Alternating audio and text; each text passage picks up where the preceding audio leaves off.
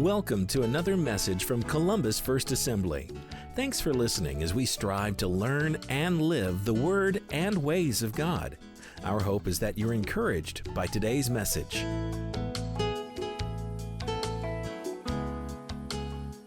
Book of Daniel. The overall title for this series of messages, actually this expository Bible study in the book of Daniel, is Daniel, Man of Integrity, Prophet of the End Times. We are still in the historical part of the book of Daniel. It'll be 2 or 3 more weeks down the road before we get to the prophetic part of Daniel. This week we're going to be at Daniel chapter 3, and I've entitled this session, Where Are the Men and Women of Conviction Today? Where are the men and women of conviction today? And here's what I want to I want you to keep in your minds. As we read and study our text, and it'll be the entire chapter, I want you to have this question in your mind. Where are the men and women of conviction today? Or I could say it this way. Where are the Shadrach, Meshach, and Abednegos of today? And at the close of my teaching, I will give you my answer to this question. Take your Bible, Daniel chapter 3, starting in verse number 1. I am reading from New Living Translation, and I will point out there are a couple of things that the New Living does to make the text a little bit more readable. Daniel chapter 3, starting in verse 1. King Nebuchadnezzar made a gold statue 90 feet tall and 9 feet wide, and set it up on the plain of Dura in the province of Babylon. The plain of Dura is not known where it is. There's one site in particular that many scholars and archaeologists think is the site of this. It is 16 miles south of the city of Babylon. So it was out in the plain. You would not have been able to see this statue from the city. It's 90 feet tall, and that's quite tall, but 16 miles away. How far is Hope? Who lives in Hope? How far is Hope from here? Jim, how far are you from the church? And you are how many miles? You're about 7. So let's just say it'd be from about here to Hope. So it's a little bit of a distance there on the plain where Nebuchadnezzar had this statue built.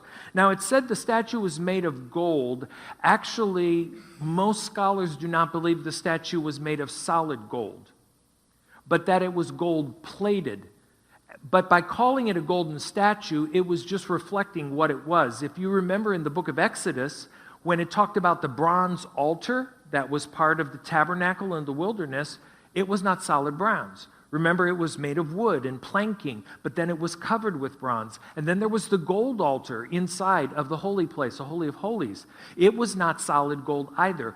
It was gold-plated. So most people believe that, yes, the statue was covered in gold, but it wasn't solid gold. And so it was made of other materials, more than likely stone of some type. It could have been carved, and then it was covered with gold. So Nebuchadnezzar makes this statue in the plain of Dura, and then he sent messages to the high officers, the officials, the governors, the advisors, the treasurers, the judges, the magistrates, and all the provincial officials to come to the dedication of the statue he had set up. So all these officials came and stood before the statue King Nebuchadnezzar had set up. Now, it's a 16-mile hike, so maybe some of them rode, but they are heading out to the plain of Dura for the dedication of the statue. Then a herald shouted out, this is verse 4, "People of all races and nations and languages, listen to the king's command. When you hear the sound of the horn, flute, zither, lyre, harp, pipes, and other musical instruments, bow to the ground to worship King Nebuchadnezzar's gold statue. Anyone who refuses to obey will immediately be thrown into a blazing furnace." Now let me give you some background here. There are some, but they are in a minority, who believe that the statue was an image of Nebuchadnezzar himself. And the reason they feel that it was is because Nebuchadnezzar had his dream in the previous chapter, and he was the head of a large statue. So some people feel that it was a statue of Nebuchadnezzar that was set up, and the people were to bow to it. But in context here, the bowing is worship.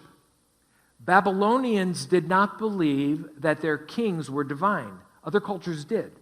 Egypt was one of them, that the pharaohs were divine. They were gods. Babylonians did not believe this. This statue probably is not a statue of Nebuchadnezzar. The statue is probably a statue of one of their primary gods, and that god is the god Marduk. Nowhere in the text does it say that they were to bow to the statue of Nebuchadnezzar. Throughout the text it says they're to bow to the statue that Nebuchadnezzar set up. So more than likely, this is a statue of the primary god, or at least one of the gods of the Babylonians, Marduk. It has been speculated, and it is only speculation, the Bible doesn't tell us, that the reason that Nebuchadnezzar had all of the high officials come out and bow before the statue is he was testing their loyalty to find out would they follow what he wanted them to do. We don't know exactly when this took place, for the Bible doesn't tell us how close in proximity it was to his dream, which he had in chapter 2, which Daniel came and interpreted, but it was sometime after. Some scholars feel it was shortly thereafter when he was establishing his reign. Others feel that it was much later. For the purpose of the text and for the purpose of the teaching, it really doesn't matter when this happened. Now, the blazing furnace, you think, why would he have a blazing furnace? Well, the reason he had a blazing furnace was more than likely because, again, the statue was covered in gold. These furnaces were actually smelters. They were for smelting metal. They were for the melting of metal, the purifying of metal. They were common in the Middle East. They would use these things.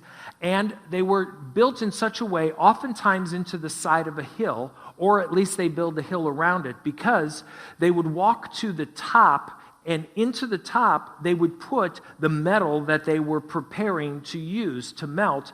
And then so they had a large opening in the top, and then to the side at ground level was a secondary opening, smaller than the top opening, but that is where they fed the fuel for the fire, the wood or the coal or whatever they were using. And they would probably also put, at this point, somehow they had a bellow system where they were bringing in the air and the oxygen. You know, if you insert a lot of air into a fire, you get this hotter and hotter. One man who has studied this said that the actual internal temperature of this furnace could get as high as 1,800 degrees Fahrenheit. So this is a very substantial furnace. Well, the statue was on the plain. More than likely, the furnace was nearby so that they could prepare the metal in which they put over the top of the sculpture. So Nebuchadnezzar, in making this directive, already had a way of executing anyone who would not obey his commands. The fire was already started. So imagine the hundreds, and there were probably several hundred of these officials and magistrates. They come out to the plain, and there is the gigantic statue, which maybe they had not seen. Remember, it was 16 miles out of town, and they could see smoke rising from the furnace. And it's announced that if you will not bow before this statue, you will be thrown into the blazing furnace, or the fiery furnace, depending on your translation. Verse 7, so at the sound of the musical instruments, and here is where the New Living Translation takes some liberty. They're not mistranslating, they just don't repeat it. If you have one of the older versions, the King James, New King James, NIV, New American Standard, it repeats the whole list of instruments, the lyre and the zither and things.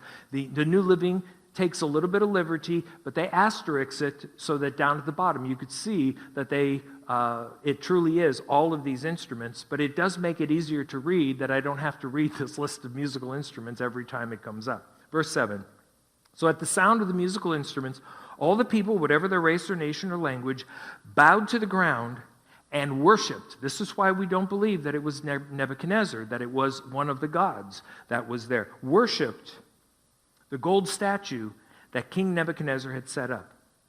But some of the astrologers went to the king and informed on the Jews.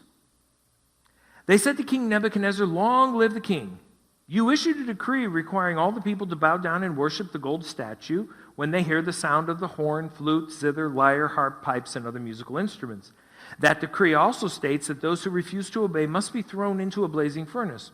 But there are some Jews, Shadrach, Meshach, and Abednego, whom you put in charge of the province of Babylon. They pay no attention to you, your majesty. They refuse to serve your gods, and they do not worship the gold statue you have set up. So we got some tattletales in the midst. Okay? Were they really concerned about the king's edict? Probably not. Shadrach, Meshach, Abednego, and Daniel rose to prominence. And I think there was some jealousy.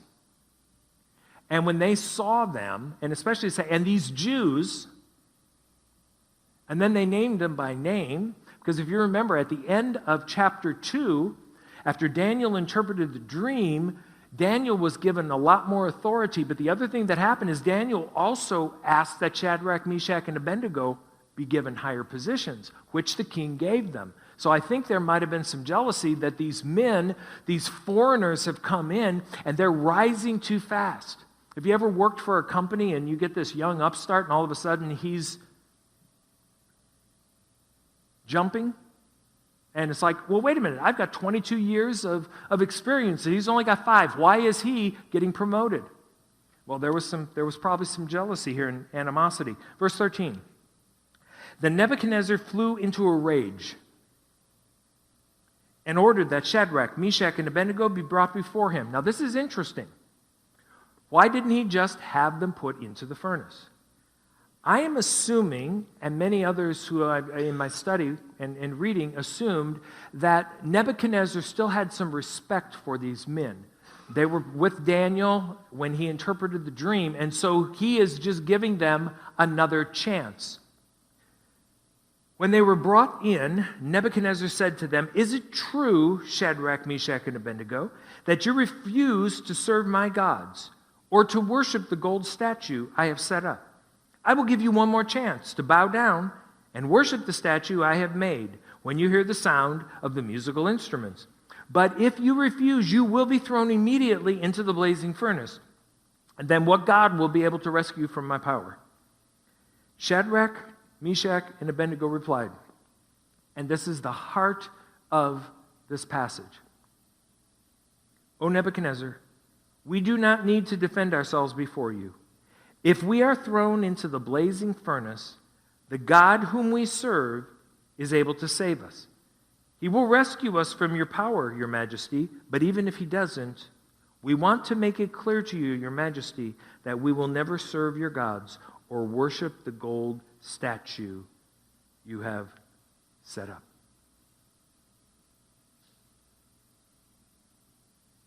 Nebuchadnezzar was so furious with Shadrach, Meshach, and Abednego that his face became distorted with rage. You ever seen somebody that got so angry it was just all over their face? The redness, the veins bulging, the distortion. That's how he felt. Because how dare them? He's the king. He commanded that the furnace be heated 7 times hotter than usual. Now, 7 times hotter actually probably was not literal. It's what's called an idiom. And think about it. It's an idiom. It's an idiom for as hot as possible. What would be a modern idiom? And that's not a word we use a lot. Okay, I'll give you one. He's high as a kite. What does that mean? Now, he's either on some drugs or alcohol, or maybe he's just having a great day and he's just so smiling and in such a good mood, he's high as a kite. What are some other idioms? What are some other idioms that we use? So angry it could spit nails. Okay. What else? What are some idioms? Drunk as a skunk. And I've never seen a drunken skunk. I've seen a drunken dog. I've never seen a drunken skunk. So what this is saying is, and again, in this culture and in this language group, they would have known what this meant. It meant heat the furnace is absolutely as hot as you can make it. Heat the furnace as hot as you can make it. And that is exactly what they did. Then he ordered some of the strongest men of his army to bind Shadrach, Meshach, and Abednego and throw them into the blazing furnace. So they tied them up and threw them into the furnace, fully dressed, in their pants, their turbans, their robes, and other garments. We will pick it up in verse 21 in a minute.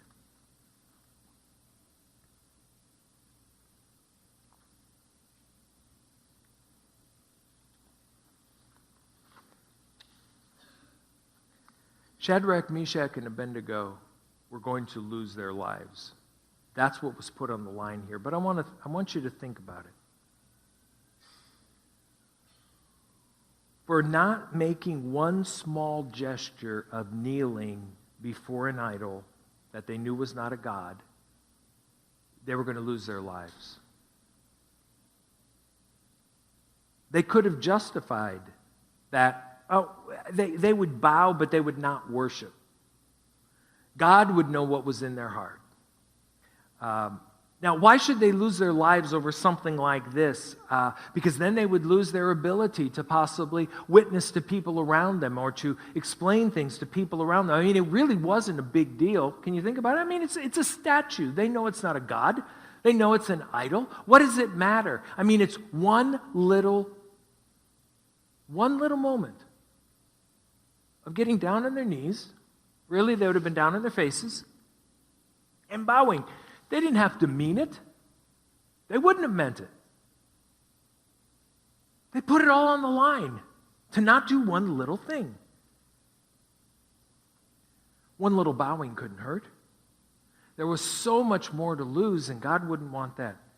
Now, I want you to think of what else they're going to lose if they refuse to bow. Now, we know they're going to lose their lives. Let's not include their lives. Think about it. What will they lose if they refuse to bow? Think about this, because the things that they would lose are the things some people today would lose if they would choose a stand like this. What else are they going to lose besides their lives? And that's the ultimate. What would they lose? Think about it. If they don't bow before this statue, what are they going to lose? Help me out. I'm sorry?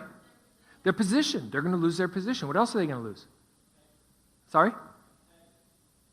Well, they could lose their integrity. I hadn't had that one to my list, but they would lose their integrity. What else would they lose if they refuse to bow? They could lose their family. What else would they lose if they refused to bow? They would lose their leadership. What else would they lose if they refused to bow?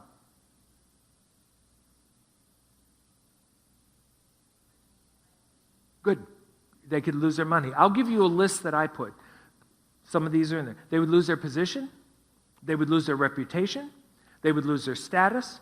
They would lose their income and their resources. They would lose their influence and power. Somebody mentioned losing family. That is what they would lose if they refused to bow, not including their lives. Now, here's where we're going. These are the things men and women today face losing when they take a stand. These are the things men and women face losing today when they take a stand. Position, reputation, status, income and resources, influence and power. Here's the question.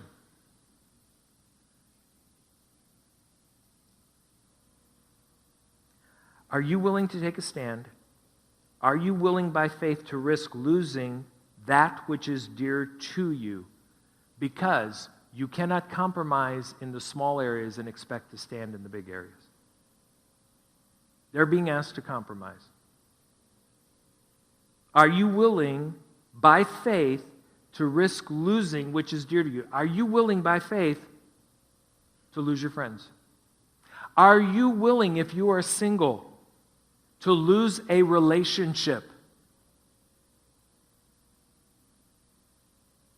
when you take a stand? Are you willing to lose a promotion because you would take a stand? Your job?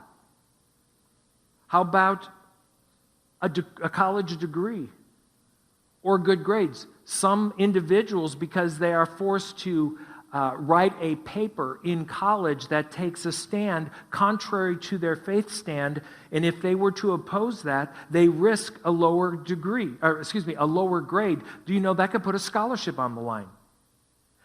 I ask, where are the Shadrach, Meshachs, and Abednegos? Where are those who will take a stand?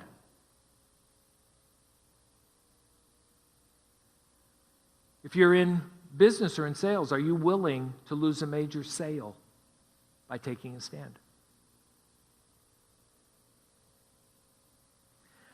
I risked losing a client for my boss. It was tough. I mean, this is a minor thing. This isn't getting thrown into a fiery furnace, okay? We had a furniture store that we did commercials for. This was when I was still working at the TV station.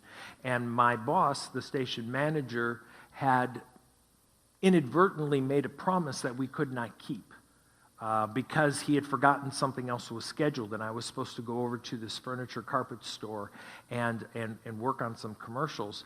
And he wanted me to call and make up a story, a lie, as to why we couldn't be there and to smooth things over because he had screwed up. Now I'm stuck in a position where I need to take a stand. You know, I'm a believer. At that point, I was a bivocational pastor. And I am being asked by my boss to do something. And again, it was easy. It's a little thing I'll just glaze over. My boss had been very good to me in allowing me as, again, a bivocational pastor to be able to go on weekends and pastor a church. And if I needed to go away for a funeral, he let me do that. I had one funeral while I was bivocational.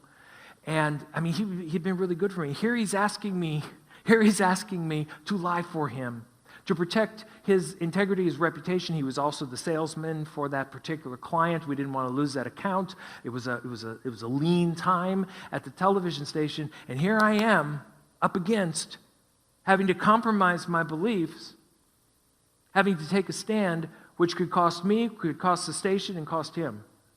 It was tough. And it's not like being thrown into a fiery furnace. But how many of you have been placed in a position where you could potentially lose something if you took a stand? How easy was it to take the stand?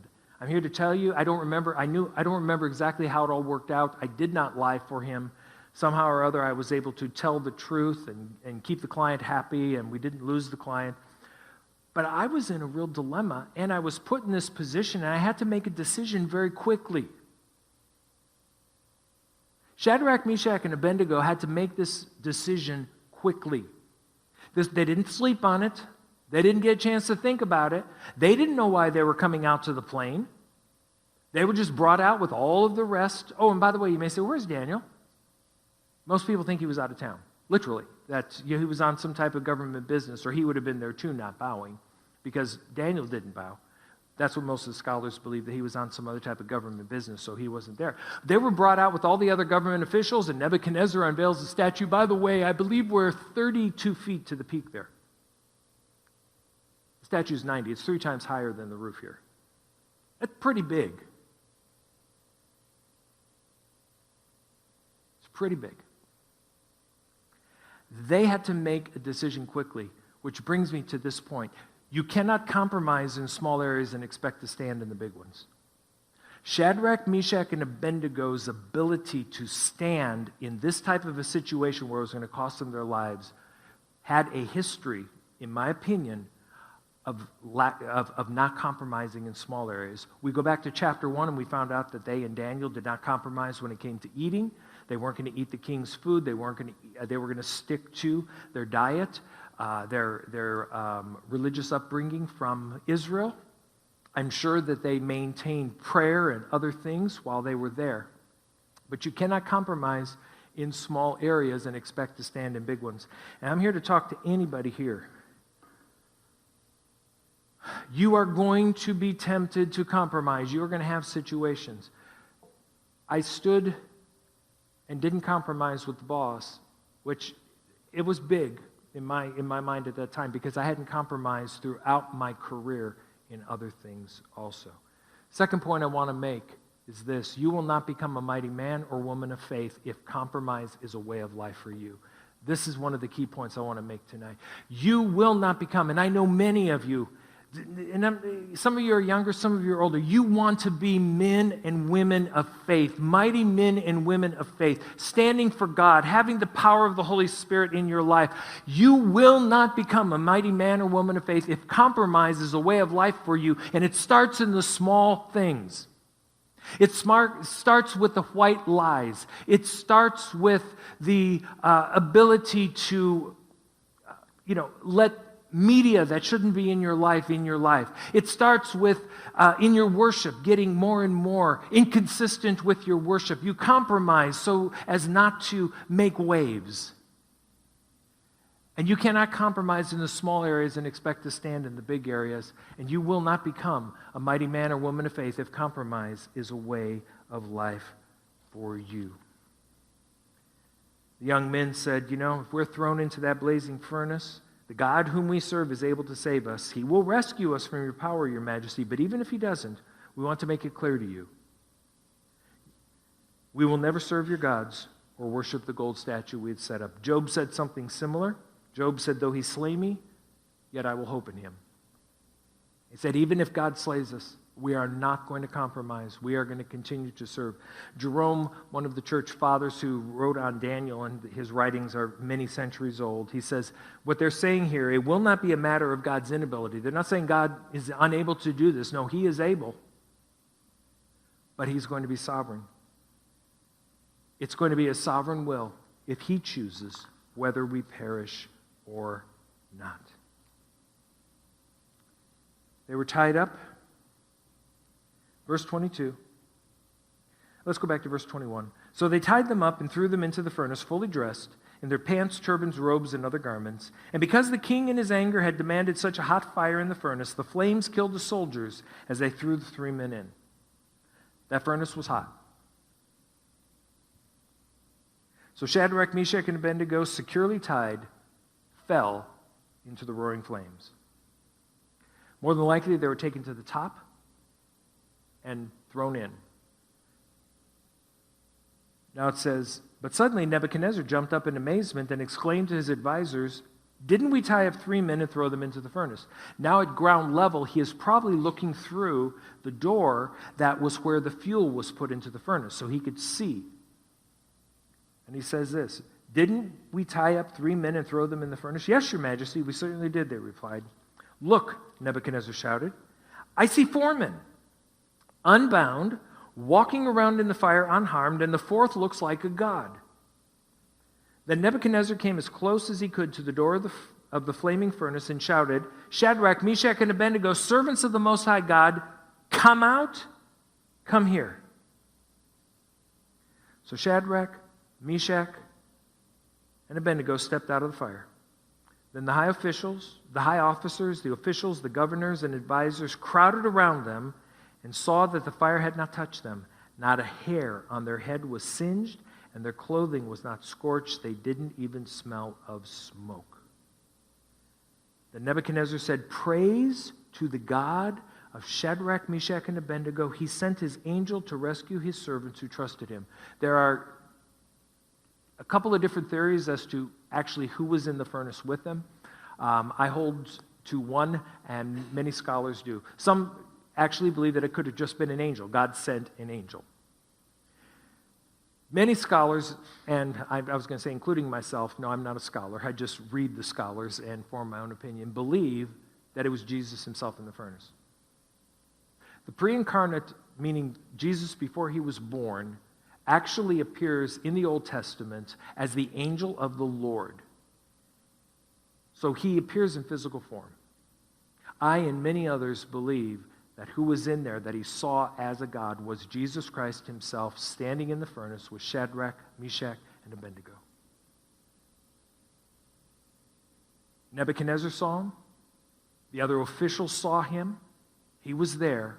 And so he calls them out. And one of the reasons that earlier it said, and they were thrown in with their turban and with their pants and with their shirt or whatever they were wearing, because when they came out, their clothing didn't smell like smoke. Anybody who has camped knows that if you've got a fire, you smell like smoke. Okay, you do. Rob, you smell like smoke. You love to camp. You smell like smoke. You smell like smoke even if you don't go camping. Going back to my days when I was working at the television station, we had clients that we served in another community, and we would go and have lunch. It would be an all-day thing, and I would go with the salesman, and we would go have lunch. And there was one restaurant in this community that had the absolute best burgers and onion rings.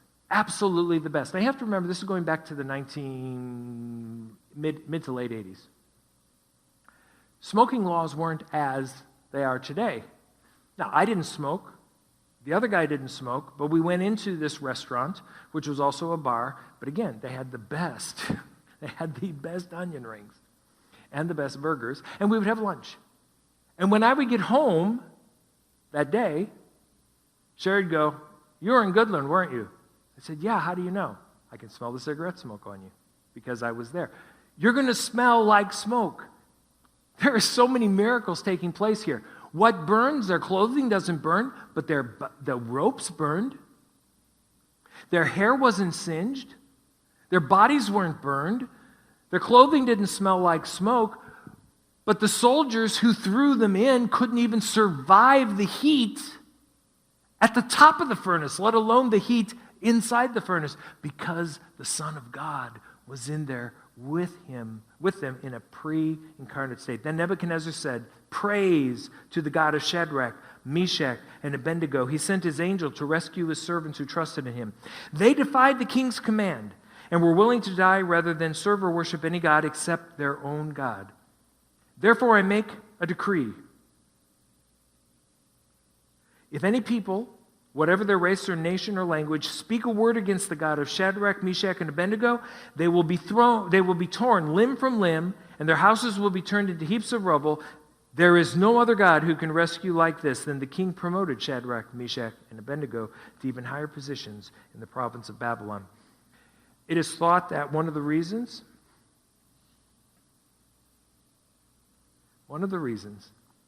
that he made this decree is he was concerned that because he had mistreated the followers of this God who was able to save them from the furnace, God may take revenge on him. He had also challenged God's power, so he did that. I asked you earlier, are you willing to take a stand? Are you willing by faith to risk losing that which is dear to you? Are you willing? Are you willing? Here was the question. Where are the men and women of conviction today? I've asked you to be thinking about that throughout this message. Now I would like an answer to the question. Where are the men and women of conviction today? Anybody want to tell me where you think they are?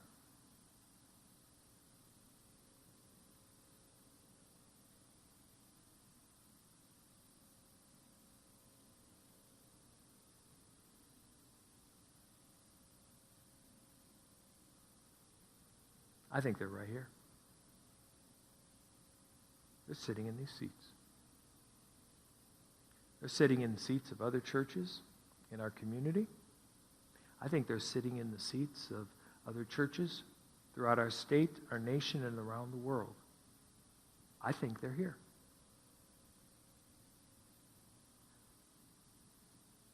But are you acting on it? Any one of us can be a man or a woman of conviction today. We can be this generation's Shadrach, Meshach, and Abednego. Now, not a fiery furnace type of a thing, but maybe when your boss asks you to lie, you become the man or the woman of conviction. When your organization begins to cut corners in such a way that goes against your convictions of honesty. When your boss asks you, and I don't know if it would ever be asked of you, Carla, but to cook the books, make things look better. When to get that sale, you have to do what you don't want to do. That's when you take a stand. Where are the men and women of conviction today? They're sitting right here. But the question is, will you be one?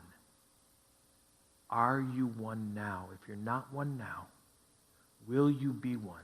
Will you take the stand? Because that's what God is looking for. And you know what?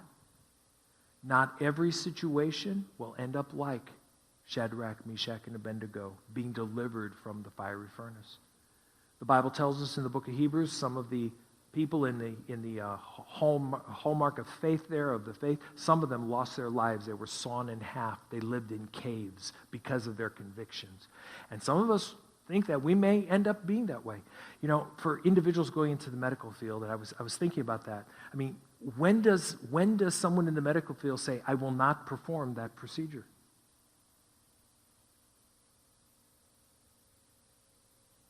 When does the nurse say, I will not be a part of that procedure, an abortion procedure or something else? When do you say that? Or do you say, well, I don't have a choice? Do you? I'm not trying to put guilt on anybody. I'm asking, where are the men and women of conviction today who will stand up for our God and our beliefs? I believe they're here, and they're throughout the city. Where is the woman that will say, I am not going to continue in this relationship because this man is not following the ways of God? Where is the man who will stand up and say, I'm sorry, I love this person, but I'm not going to marry them? Because you say, well, they'll get there. Where are the men and women of conviction today? God is asking. He's calling out. He's saying, where are you? Will you say, here I am? I don't remember exactly what your altar call was Sunday morning, Pastor Tim. I listened to your message, but I remember you were asking a very similar thing. Here I am, Lord. Here I am. That's what I believe God is asking tonight. I'm not going to have you raise your hands. I'm not going to have you come forward, but I'm going to ask you to bow your head, and I'm going to ask you to ask yourself what you are willing to risk. And if you will place yourself before the Lord, here are the questions again. Are you willing to take a stand, and are you willing by faith to risk losing that which is dear to you because you will take a stand? If so, tell God that. Bow your heads if you would tonight. Lord, we, your people, sit here challenged to be men and women of conviction, of faith, men and women who will not compromise, even if it costs us.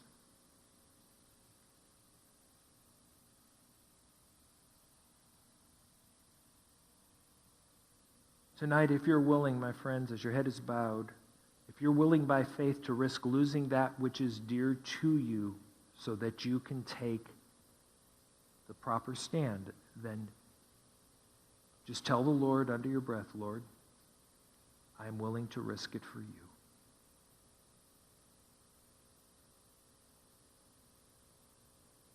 Lord, you've heard the prayers of those in this room, those who wish to be known for their stand, their conviction, their faith, their willingness to not compromise. May we be men and women who can learn from the examples of the Daniels, the Shadrachs, the Meshachs, the Abednegos, and the others throughout time who have taken that stand. In the name of Jesus, I pray.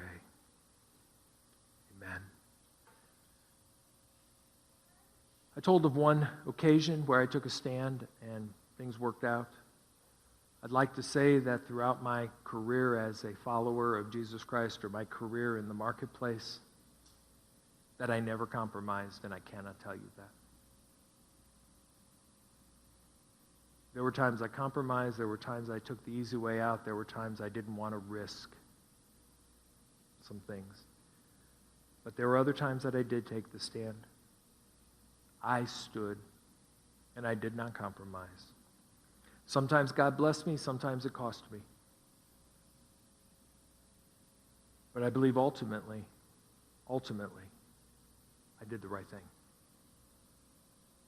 People of God, tonight again, where are the men and women of conviction today? I believe they're in this room, and I hope that we will stand. I believe that God will test you with some small things. He may even test you this week. I hope and pray that you'll take and you'll stand for him, and you won't compromise, no matter what it costs.